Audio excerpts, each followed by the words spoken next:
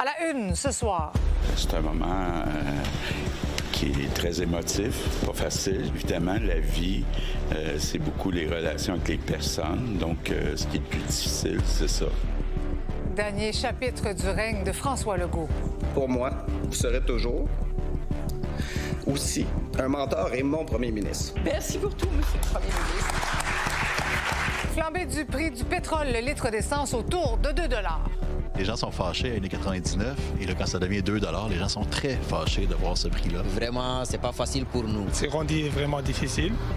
Et l'Iran menace les États-Unis d'attaques dévastatrices après le discours du président Trump. We're going to hit them extremely hard over the next 2 to 3 weeks. We're going to bring them back to the Stone Ages where they belong. Il est 17 h. Voici votre nouveau info.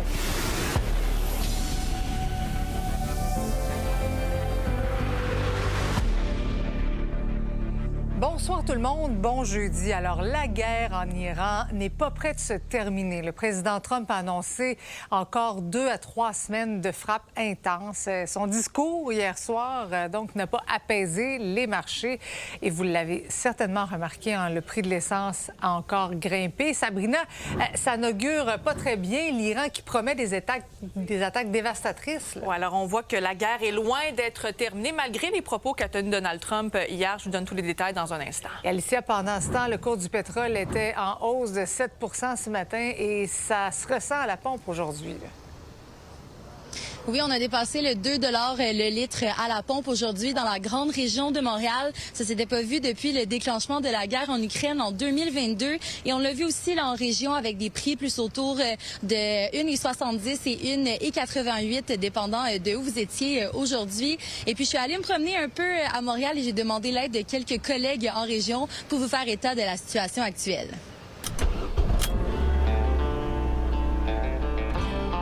On vient tout juste de sortir de la salle des nouvelles et on s'en va sur le terrain voir le fameux 2 $ à la pompe. On va aller voir différentes stations de service à Montréal et prendre le pouls un peu là, des automobilistes. Le gaz est à 2 $ aujourd'hui. Ça a été quoi votre réaction? Mon réaction, je vais arrêter le travail. C'est énorme. Avant, c'était pas comme ça. Vous trouvez ça cher, 2 $? Ouais, je trouve vraiment cher, très cher. Merci, M. Trump. Merci, Monsieur Netanyahu. Qu'est-ce que tu veux qu'on fasse?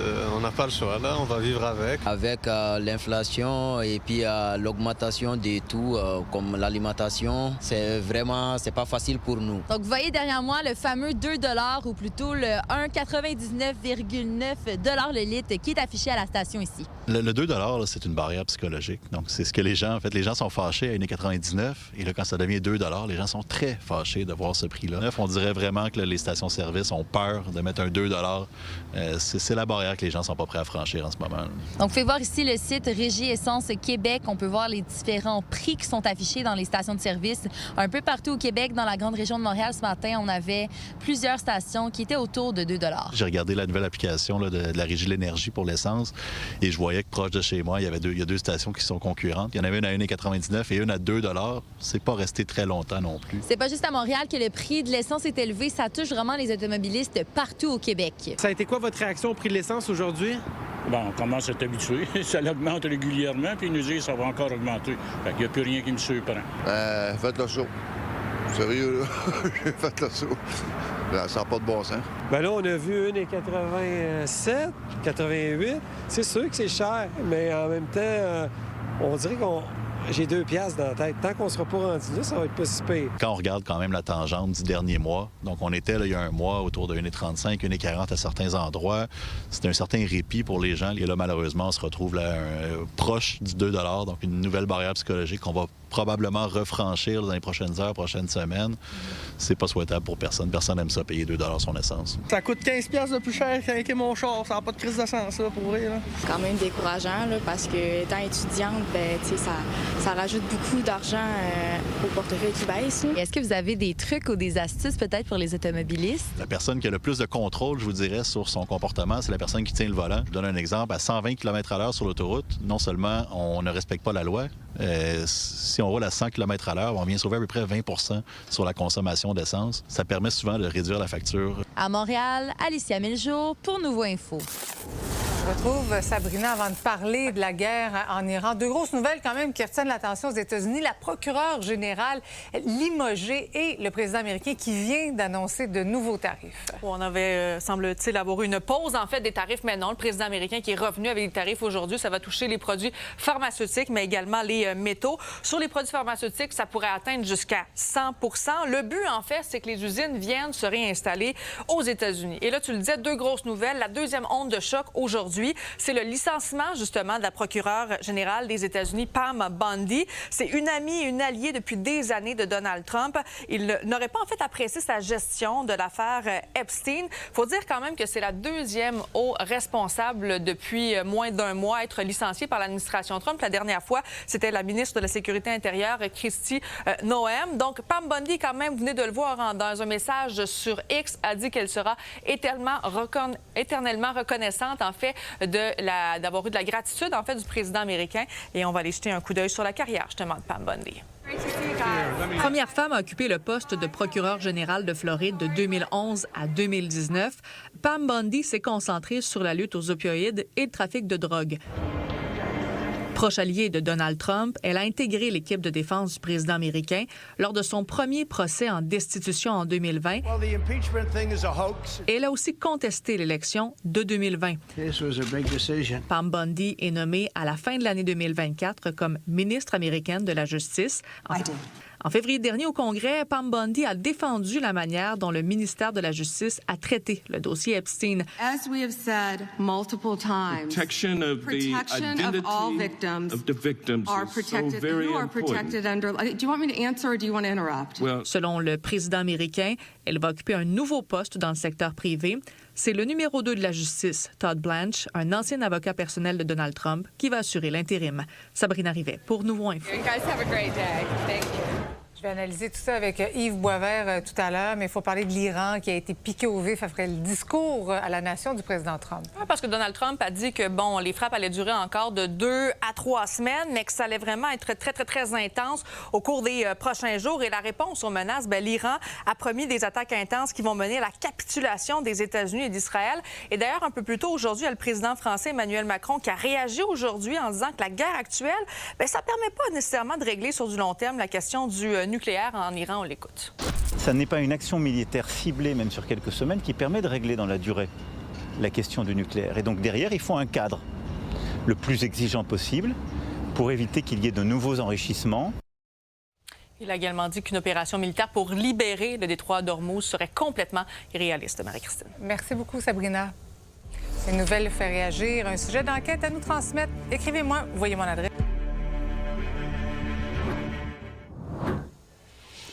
On a assisté aujourd'hui à une manifestation historique du milieu communautaire à Québec. Près de 10 000 personnes se sont rassemblées devant l'Assemblée nationale pour clore les 2 semaines de grève du mouvement Le Communautaire à bout. Elles espèrent, avec ce débrayage, être davantage reconnues pour leur travail, mais aussi obtenir les ressources nécessaires pour offrir de meilleurs services. Les explications de Juliane Perrault. Il y a quelqu'un qui va sortir en psychiatrie aujourd'hui. Bien là, le communautaire ramassé là. Nous, elle sort de psychiatrie. C'est pas normal, là. Pour dire au gouvernement, le communautaire, c'est essentiel. Il faut nous financer comme il faut. Aujourd'hui, c'est le point culminant du mouvement de grève, le communautaire à bout. Il y a 1900 organismes qui sont ici, donc près de 10 000 personnes devant l'Assemblée nationale. C'est un mouvement de grève historique. Communautaire!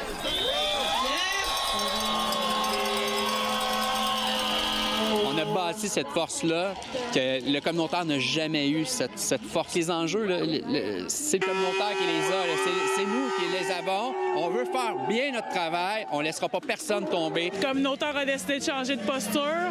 On est passé d'à genoux à debout. C'est le fait qu'on n'ait pas de réponse là, de l'intérieur des murs de l'Assemblée nationale, bien, ça fait monter encore plus la colère. Là. Les 17 régions administratives sont présentes aujourd'hui pour rappeler les besoins aux 4 coins de la province. On vient de Laval plus précisément. Puis oui, on est à bout, le communautaire est à bout. Bien, on est monté de Trois-Rivières parce que c'est important pour nous, en fait, de tout ce mouvement-là qui est en train de se passer. C'est quand même un mouvement qui est historique. C'est une réalité qui actuellement dépasse qu'est-ce qu'on a déjà connu par le passé. L'Aube-Rivière, ici à Québec, qui déborde, fait que veut pas demander, ça déborde dans les régions également. J'espère qu'on va être entendu. J'espère qu'on va changer de ministre parce que clairement, elle n'est pas à l'écoute du tout. C'est la pire ministre. En grève depuis les 2 dernières semaines, le milieu communautaire accentue les pressions sur le gouvernement. Il demande un meilleur financement. Donc, nous financer plus, c'est permettre de répondre à plus de locataires, c'est de nous permettre d'aller plus en profondeur que le monde. On est submergé par la demande qui ne cesse d'augmenter d'année après année, tandis que notre financement est gelé depuis des années. On doit toujours faire plus avec moins. Lundi dernier, avec le Réseau québécois de l'action communautaire autonome qui représente les 4500 groupes du Québec, plus le mouvement Le Communautaire à bout, on a exigé la démission de Mme Rouleau. On veut un changement de leadership. Ça prend quelqu'un qui est intéressé par les groupes communautaires. Faut dire qu'on trouve des groupes de tous les horizons, itinérance, logement, pauvreté et bien d'autres. Près de 80 des gens qui travaillent dans les organismes communautaires sont des femmes. Donc, les conditions de travail sont largement insuffisantes pour les femmes qui travaillent dans le milieu communautaire. On entend la même cassette, peu importe à quel élu on s'adresse. On va être tellement galvanisés, fait que je sais pas, honnêtement, jusqu'où on est prêt à aller, mais on va aller loin. Le mouvement communautaire à bout s'attend déjà à une autre phase de grève. À Québec, Juliane Perrault pour Nouveau Info. La comédienne Isabelle Blais veut se lancer en politique. Elle souhaite briguer l'investiture du Parti québécois dans la circonscription de Masquinongé, c'est en Mauricie, en vue bien sûr des élections de cet automne. Isabelle Blais est originaire de Shawinigan. Sa famille est enracinée dans cette région-là depuis plusieurs générations. Après avoir joué dans Stat et Borderline, entre autres, Isabelle Blais veut donc maintenant porter la voix des électeurs à l'Assemblée nationale. Maintenant, avoir une famille, on le sait, ça coûte cher. Nourriture, vêtements, services de garde, loisirs, transport et j'en passe. Quand on additionne tout ça, toutes les dépenses, bien, ça monte vite. Ça peut même atteindre 400 000 $ pour élever un enfant jusqu'à sa majorité. C'est ce qui ressort du moins d'une étude de l'Université de Sherbrooke. Les détails avec Alexandra Paris. Les auteurs de cette étude se sont basés sur des estimations de Statistique Canada à l'effet que le coût pour élever un enfant varie de 18 000 $ à 22 000 $ par année pour une famille à revenu moyen. Par mois, disons, ça représente entre 1 000, 2 000, peut-être un peu plus $. Oui, c'est beaucoup d'argent, bien évidemment, mais non, c'est pas surprenant. On sait à quel point la vie coûte cher en partant. Donc, c'est sûr qu'avec les enfants, ça coûte cher. Un enfant, nourriture, là, habillement, ça doit coûter au moins 7-8 000 par année, par enfant, calculé. Là. Je pense que c'est un gros montant. Effectivement, ça coûte pas mal de sous élever un enfant. C'est peut-être un chiffre qui tient compte d'un ensemble de dépenses pour lesquelles on a des choix. En gros, 4 facteurs influencent le coût d'un enfant. Son âge, le nombre d'enfants, le revenu du ménage et la région géographique où se trouve la famille. Avoir un enfant en plein cœur de Montréal ou de Toronto, et dans un petit village sur la Côte-Nord, c'est pas la même chose. On n'a qu'à penser, bien sûr, au loyer, mais c'est aussi vrai des dépenses de transport, c'est aussi vrai des infrastructures culturelles à proximité ou sportives à proximité.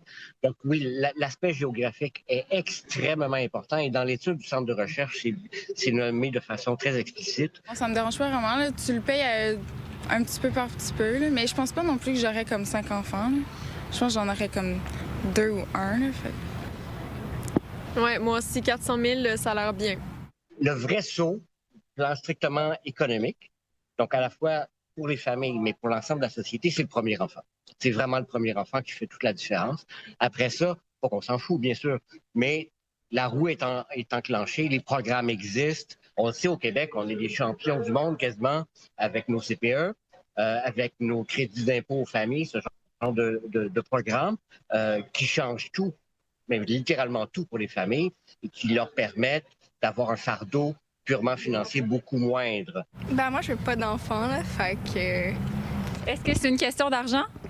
Non, c'est plus personnellement, j'en veux pas, là, fait que... Donc, tu vas être riche? Oui, exactement. Je vais être la tante. La tante riche? Oui. À Sherbrooke, Alexandra Paris pour Nouveau Info. Un massothérapeute accusé d'avoir agressé sexuellement 2 femmes pourrait avoir fait d'autres victimes. La police de Montréal interpelle le public ou des témoins potentiels. L'homme aurait sévi en mai 2024 et février dernier pendant des traitements dans sa résidence du boulevard industriel à Montréal-Nord. Le suspect de 35 ans offrait ses services par le biais d'annonces en ligne. Maintenant, la police de proximité, c'est essentiel avec les enjeux qu'on connaît. Les agents prennent le temps de connaître les personnes vulnérables, les commerçants aussi. Et l'une des pionnières de ce genre d'intervention à Longueuil a permis à notre collègue Elliott de l'accompagner lors de sa toute dernière journée avant sa retraite. La policière Marilyn Vandal arrive au poste comme elle l'a fait des milliers de fois.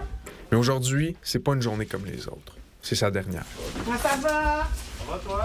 Yes. Petite dernière? Belle petite dernière.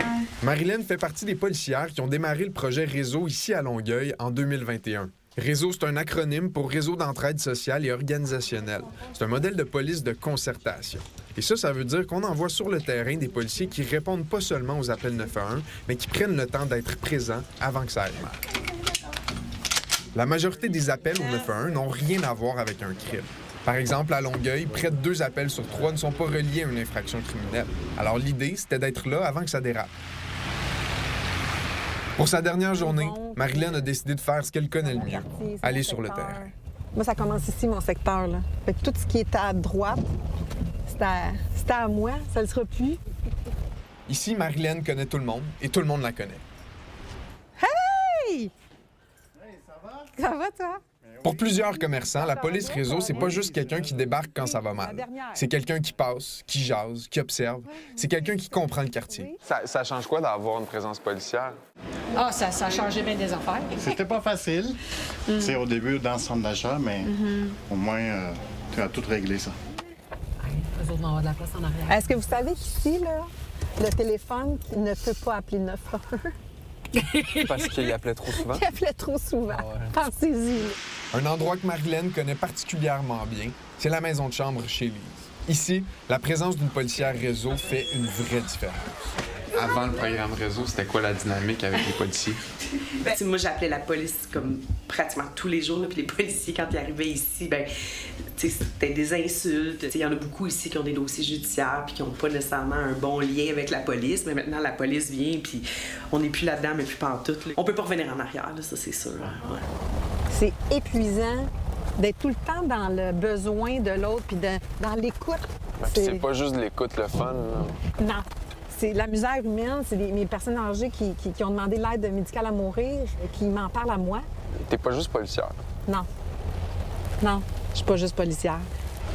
Garde d'honneur pour la retraitée! Salut! Hey! Après 32 ans de service, pour Marilyn, c'est terminé. Mais le projet Réseau, lui, va continuer. Même si les budgets ne sont jamais garantis, les villes ont été claires. Le programme va rester. Mais en attendant un remplaçant pour prendre la relève de Marilyn dans le secteur, les gens qu'elle accompagnait, eux, sentent un vide, une présence sécurisante en bas. À Montréal, Elliott Tremblay pour Nouveau Info. Un conducteur d'autobus congédié après avoir posé des gestes violents envers un élève du primaire. Les détails au retour.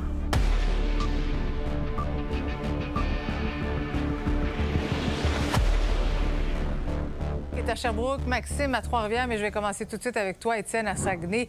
Un chauffeur d'autobus qui aurait commis des gestes violents à l'endroit d'un élève et la commission scolaire a réagi aujourd'hui.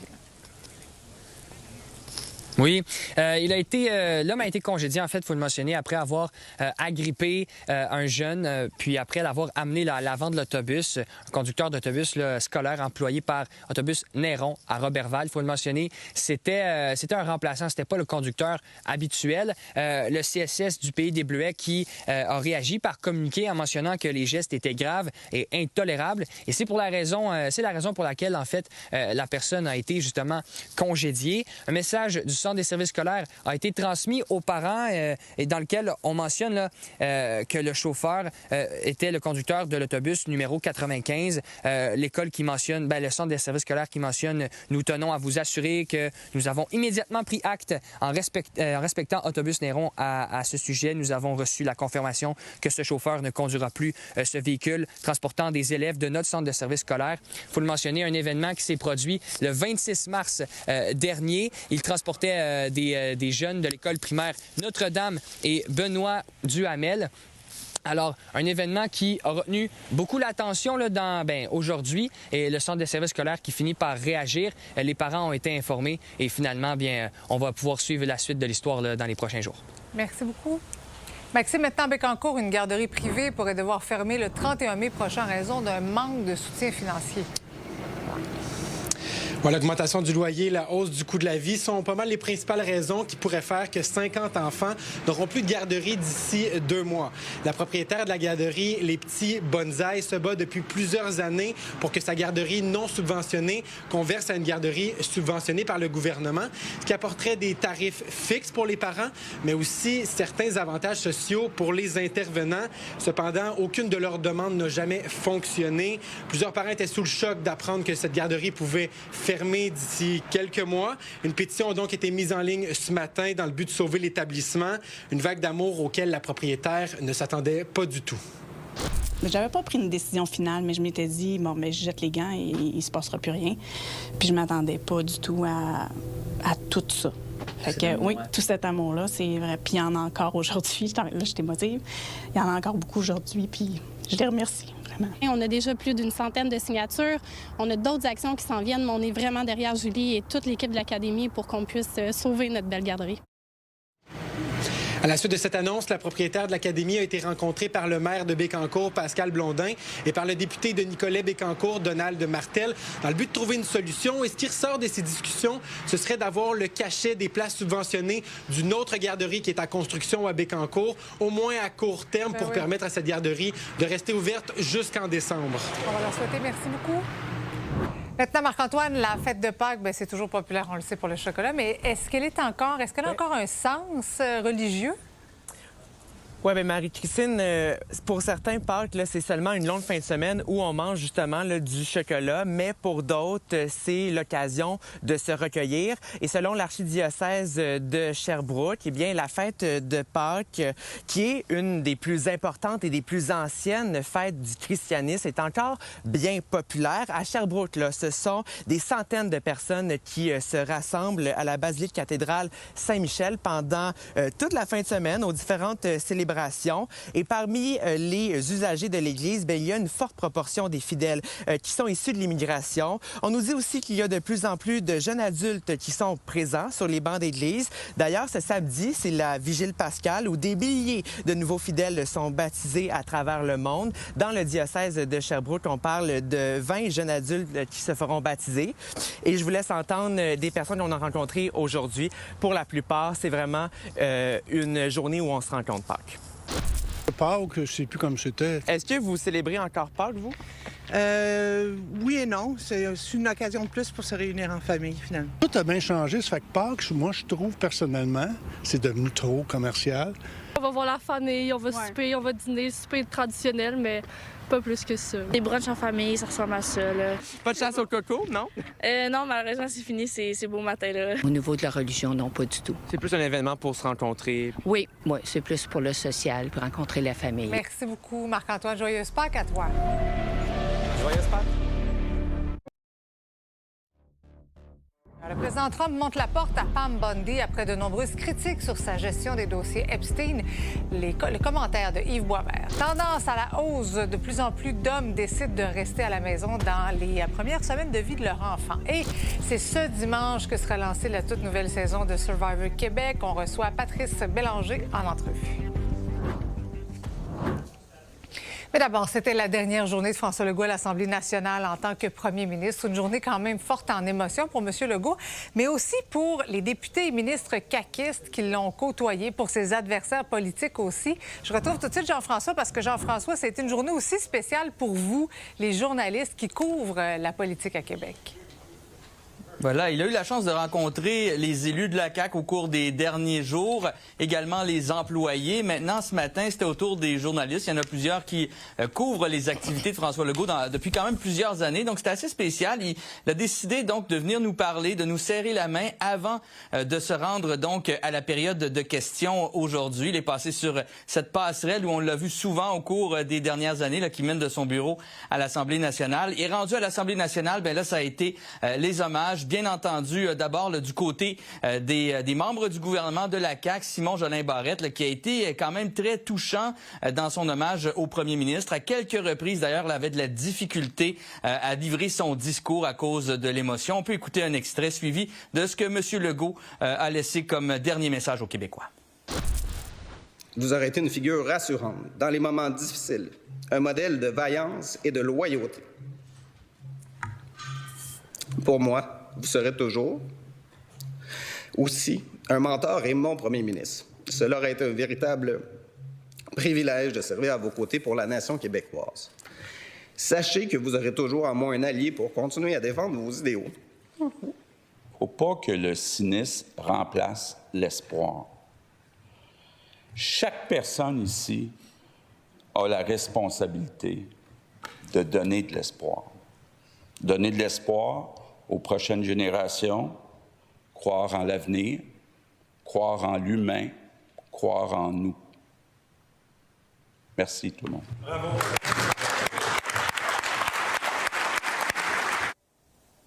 Et à son retour donc du Salon Rouge, il a été accueilli par des centaines d'employés de la CAQ qui ont fait une aide d'honneur donc jusqu'à son bureau. Les partis d'opposition qui ont aussi mis la politique, pendant qu'on voit cette aide d'honneur, les partis d'opposition qui ont aussi mis la politique de côté pour lui rendre hommage.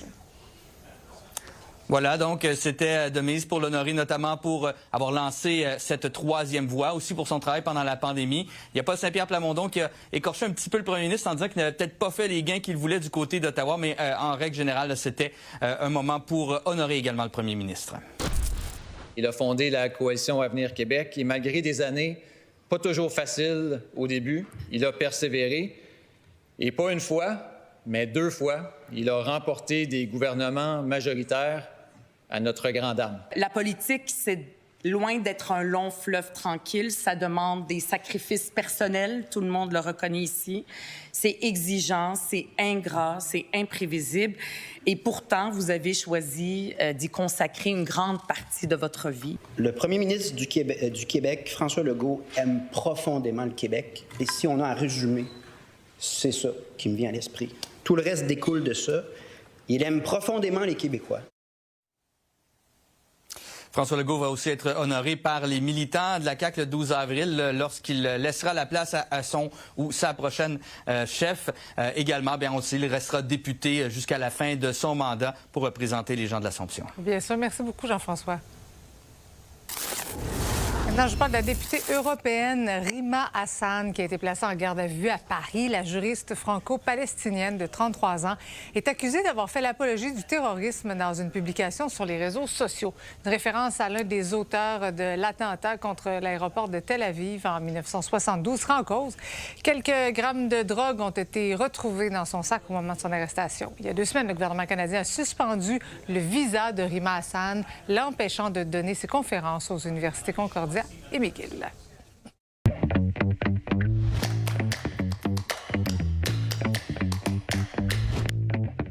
Salut Yves. Salut Marie-Christine. Alors donc, la numéro 1 de la justice aux États-Unis s'est fait montrer la porte aujourd'hui. C'était pourtant une proche de Donald Trump. Rappelle-nous l'importance de son rôle et de cette figure-là. Bien, d'abord, le procureur ou la procureure générale, c'est le gardien de la Constitution aux États-Unis et de la légalité des actions du gouvernement. Donc, il n'y a rien qui se fait au gouvernement sans qu'il y ait une opinion juridique qui l'autorise. Et ça va d'une décision d'un ministère jusqu'au bombardement des bateaux de supposés trafiquants de drogue par l'armée. Alors, c'est un poste très important et c'est un poste qui, depuis plusieurs décennies, était considéré comme un peu indépendant. C'est-à-dire, bien sûr, c'est le président qui la nomme, c'est le Congrès qui confirme son rôle, mais c'est important qu'il y ait une distance, que la justice ne soit pas politisée. Elle n'est pas censée, elle, être aux commandes, répondre aux ordres de Donald Trump. C'est bien que tu dises qu'elle n'est pas censée. Oui, parce qu'il y avait quand même une certaine forme de pression. En fait, c'était même pas caché. Et elle a présidé à la politisation du département de la justice, comme on n'a jamais vu, Marie-Christine, depuis 60 ans. Et alors, là, les rumeurs circulaient depuis déjà quelques jours que cette dame-là pouvait être licenciée. Oui. Et ça serait lié notamment, je dis notamment parce qu'il y a plusieurs dossiers aussi, mais à la gestion du dossier Epstein. Oui, parce qu'elle a très mal géré. Elle avait montré des cartables à un moment donné en disant « on a la liste, on va les publier ». Après ça, elle a dit « il n'y a pas de liste ». Et donc, elle a contribué à mettre un peu Donald Trump dans l'embarras, mais il s'est lui-même mis dans l'embarras parce qu'il a dit « il faut sortir les dossiers Epstein ». Il ne savait pas que son nom était un peu partout là-dedans puis qu'il y aurait des problèmes à l'expliquer. Mais elle a fait... C'est pas juste pour ça. Malgré qu'elle ait politisé le département de la justice, je veux juste signaler qu'elle a congédié 230 procureurs qui avaient eu le malheur d'être dans des dossiers concernant Donald Trump ou l'assaut sur le Capitole. Et il y a 6 000 employés du ministère de la Justice fédérale qui sont partis. Qui sont partis parce qu'ils trouvaient qu'on leur demandait de faire... C'est énorme. C'est un grand ménage. Là. Et elle a déposé des accusations après avoir dit, écoutez, Monsieur le Président, ben, j'invente un dialogue, il n'y a pas de preuve. Notre procureur dit qu'il ne peut pas accuser vos ennemis politiques dans tel dossier.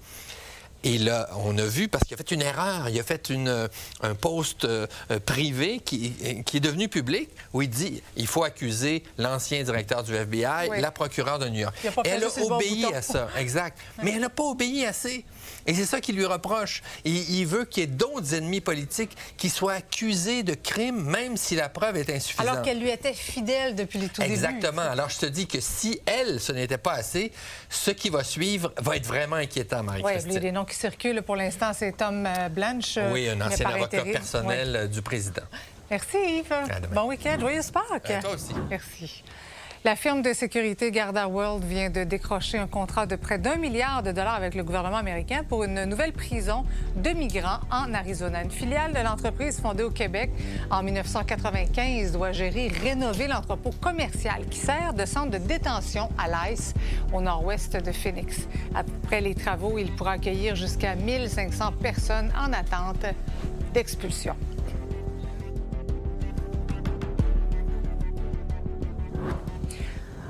On revient chez nous maintenant au Québec. C'est possible de partager le congé parental, on le sait, entre les deux parents. Ce sont les femmes qui en bénéficient dans la majorité des cas, mais il y a de plus en plus d'hommes qui choisissent de rester à la maison dans les premières semaines de vie de leur enfant.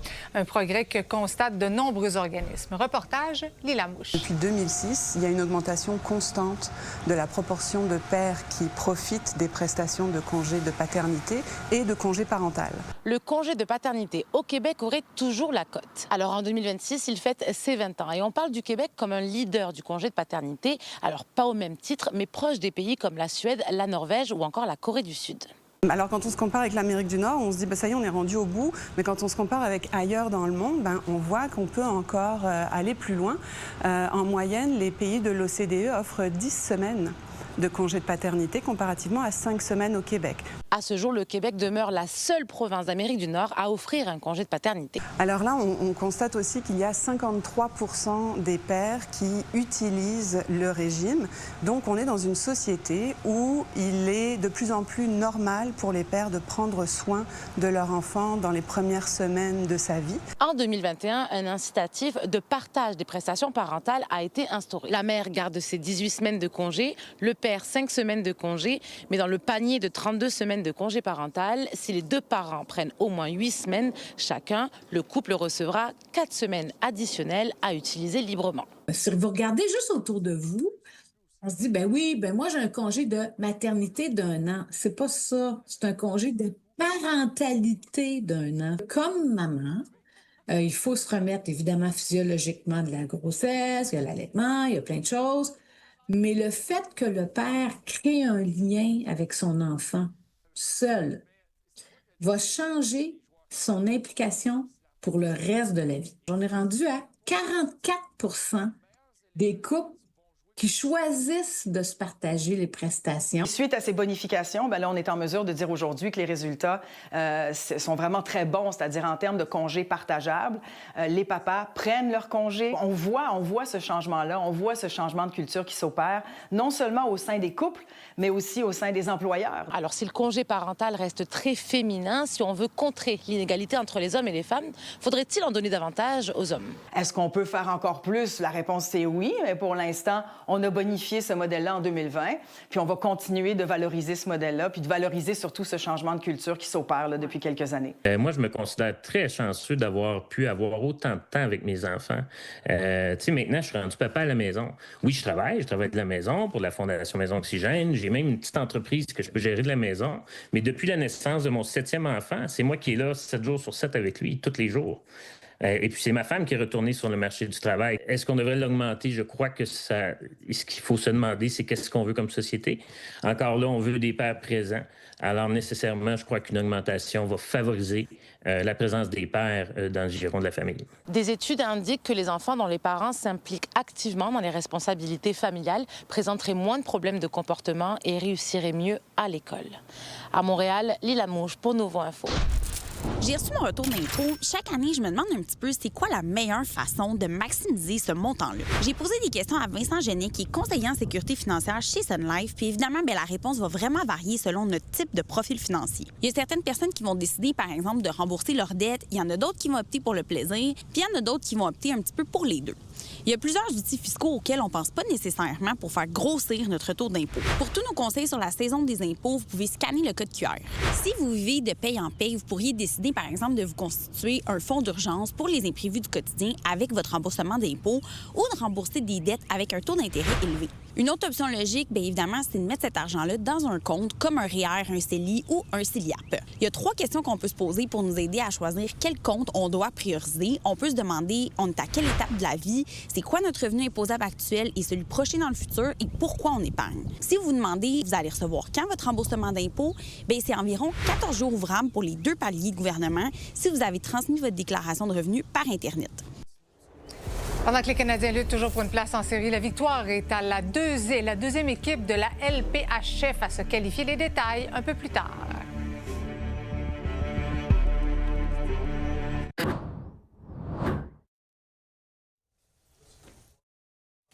Lady Gaga, vous voyez, de retour à Montréal après 8 ans. En fait, ce que vous voyez, ce sont des fans qui sont tout près du Centre Bell pour ce spectacle. Donc, la chanteuse américaine qui va présenter ce soir un premier de 3 spectacles de sa tournée. On s'attend à ce qu'elle offre ses chansons dans des décors et des costumes extravagants.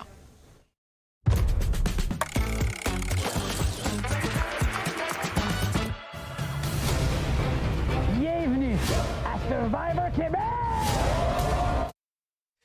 Alors, est-ce que Survivor est extravagant? Bien, c'est pas extravagant, mais c'est très, très, très enivrant. Alors, qu'on vient de voir, c'est des images de la saison 4.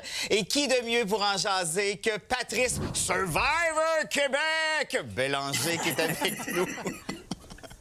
Bonsoir, Patrice. Allô, vous deux, comment ça va, Alex? Ça va bien. Hey, écoute, Patrice, j'ai eu la chance de voir le premier épisode qui va être diffusé ce dimanche à 19h. Laisse-moi te dire, en fait, tu le sais, tu l'as vécu, ça part en fou. Hey, dis-moi, est-ce que c'est le fait qu'on les ait séparés en 3 équipes de 6 au départ qui les enflamme autant? Je pense que ça a donné le ton à une dynamique proactive et hyper active des joueurs qui avaient déjà le couteau ou les machettes, Alex, entre les dents.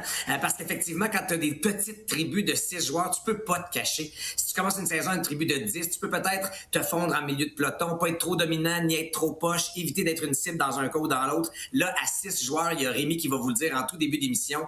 Là, moi, je pensais que j'allais pouvoir me fondre dans le décor puis patienter un peu, mais j'ai pas le choix de me mettre à on maintenant. Et c'est ce qui donne le ton à une saison tout feu, tout flamme, qui revole dès 19h01 dimanche soir pour votre soirée de Pâques. Je suis bien d'accord. Puis déjà, dans cet épisode-là, il y a ce qu'on appelle une twist.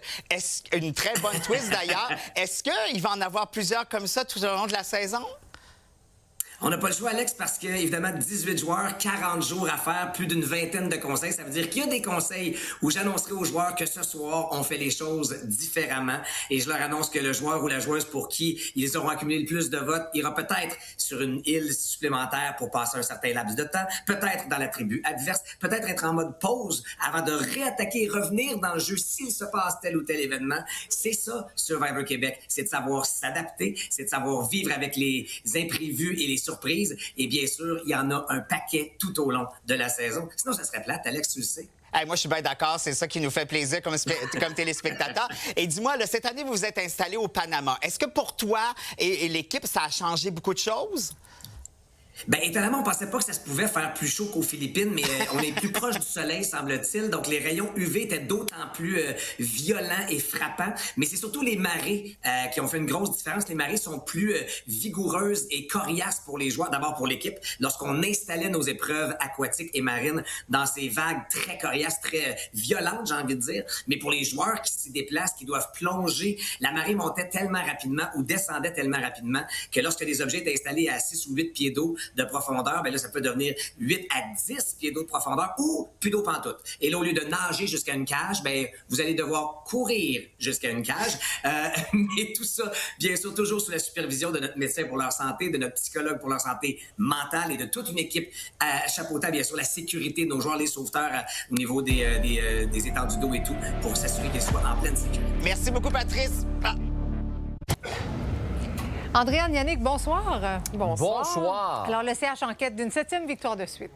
Oui, et ce soir, c'est contre les Rangers de New York à Madison Square Garden. C'est la pire équipe de l'Association de l'Est qui est déjà éliminée du portrait des séries. Et tu sais aujourd'hui, Marie-Christine, que c'était le dernier tour de piste de François Legault. Et dans son discours d'adieu aujourd'hui à l'Assemblée nationale, il a repris une citation de Martin Saint-Louis. Pour moi, il y a une phrase de Martin Saint-Louis, coach canadien, qui résume bien ce que je pense. Faut prendre ce que la game te donne. Alors, prendre la game que te donne devant toi, c'est de s'ajuster à l'adversaire. Et là, c'est Martin Saint-Louis qu'on voit à son arrivée à Madison Square Garden, ou près ou à la sortie de l'hôtel, qui se dirige vers l'aréna. Martin Saint-Louis qui a déjà joué pour les Rangers de New York, une figure très populaire. Alors, des jeunes très, très, très heureux. Pas de changement à la formation ce soir. C'est Jacob Fowler qui va affronter les Rangers. Je savais que ça te ferait sourire. Oui, c'est quand même rare qu'on ait un extrait du premier ministre dans le bloc des sports. Ben oui. Fabuleux, on aime ça. Maintenant, il y a une vidéo de l'arrestation de Tiger Woods qui circule. Ce sont en fait des images de la caméra corporelle d'un policier qui est intervenu lors de l'accident. Oui, exactement. Et on y voit donc le golfeur tout de suite après son accident. Il est à genoux avec ses lunettes de soleil. Après ça, on le voit, bien, vous le voyez ici, alors qu'il se fait tester donc par une policière. On le sent on le voit très coopératif. À un moment donné, il dit brièvement qu'il a regardé son téléphone avant la collision. D'ailleurs, il y a un juge aujourd'hui qui a autorisé le golfeur à quitter les États-Unis pour aller suivre un programme intensif médical. Au soccer maintenant, les démissions s'enchaînent à la suite de l'échec de l'Italie à se qualifier pour une 3e Coupe du Monde de suite. Le président de la Fédération italienne de soccer, Gabriele Gravina, quitte son poste, tout comme Gianluigi Buffon, ancien gardien étoile, qui occupait les fonctions de directeur sportif. D'autre part, le CF Montréal s'est entraîné aujourd'hui en vue du match de samedi contre la Nouvelle-Angleterre. On parle maintenant du retour de Céline qui a été annoncé cette semaine, au grand bonheur, bien sûr, de Yannick.